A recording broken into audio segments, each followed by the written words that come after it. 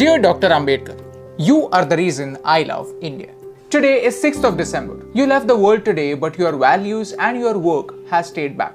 Dear Dr. Ambedkar, thank you for focusing on education. You were the first Indian to pursue a doctorate in economics from abroad. And not only from India, you were the first double doctorate holder in economics in South Asia. You saw something wrong in India. All the problems, poverty, inequality, slavery, all linked to one core problem: lack of education. And you realize that only good education can change our obsolete mindset. Who would call you backward class? You were forward class, first class.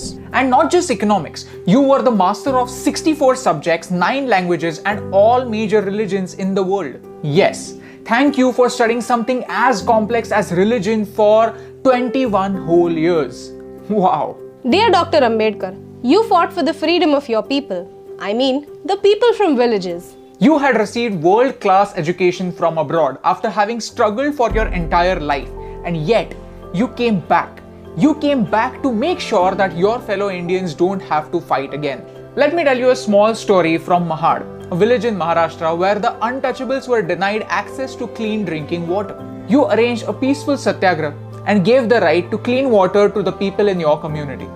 This was 2 years before Gandhiji's Salt March. You said, "We are not going to the Saudar tank to merely drink its water. We are going to the tank to assert that we too are human beings." Dear Dr. Ambedkar, thank you for considering knowledge as your true legacy. Your personal library, Rajgriha, has more than 50,000 books, and that remains the largest private library in the world. Dear Dr. Ambedkar, we as Indians were lucky to have a scholar like you to guide us and write our constitution. Building a nation is a mammoth task, and it was a victory for you, your passion for education, and the people of India that you took up this task. If you have a job, you have to thank Dr. Babasaheb Ambedkar because he changed the working hours from 14 hours a day to 8 hours a day.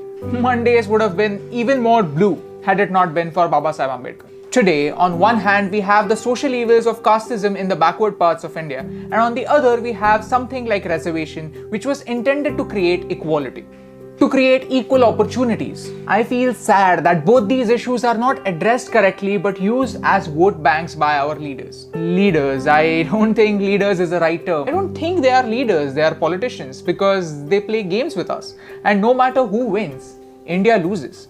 But you taught us to win.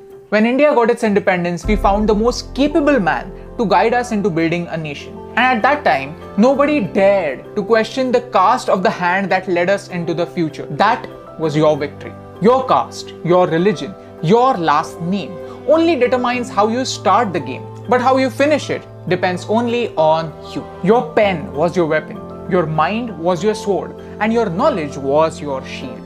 The Ashok Chakra in our flag, the one that adds a little bit of blue in the saffron, green and white, that's your contribution. Dr. Bhimrao Ramji Ambedkar, or Baba Sahib. You are the father that made India into one giant family, and you had the vision that every member of this family should have an equal right. Every member of this family is an equal member. Today, I want to remember you and your work because we need it. We need to realize that all of our problems have only one permanent solution: good education. Not the one that remains in the books, but the one that reflects in our action. You showed us how, and that's the reason why I love India.